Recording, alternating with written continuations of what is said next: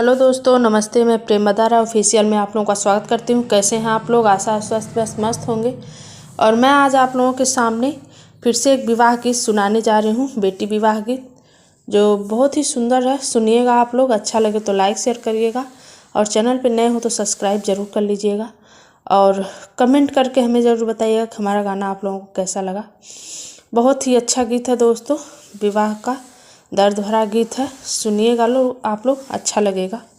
तो धन्यवाद।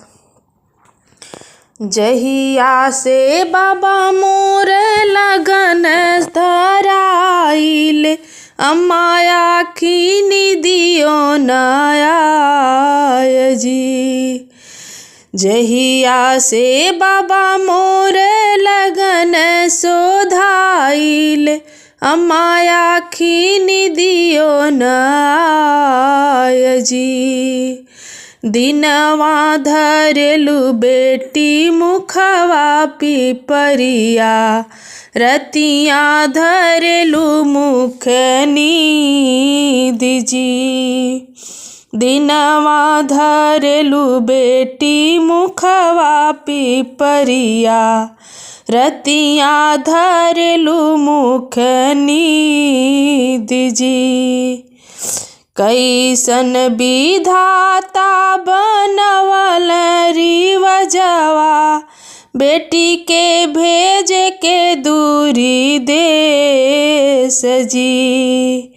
यह सोची सोची स्वामी निदियो नायावे, कैसे भेजब दूरी देश जी। कैसे भेजब दूरी देश जी। काचही दूधवा बेटी तुह के पियवली, बेटा जानी कैली दुलार जी।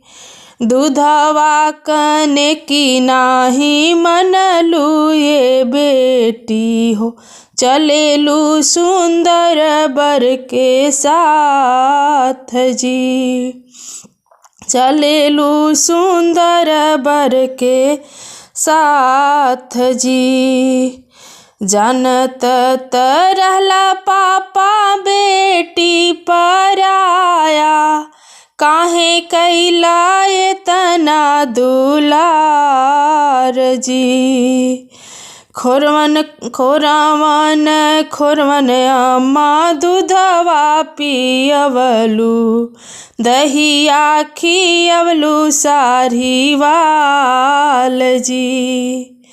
जनती तरहलू मैया बेटी पराया, काहे कैलू इतना दुलार जी। काहे कैलू इतना दुलार जी। जैसन समय ही आवे हमरी अम्मा, सारी बेटी रहे अपने घर जी। बेटी नाही जाए ससुराल जी।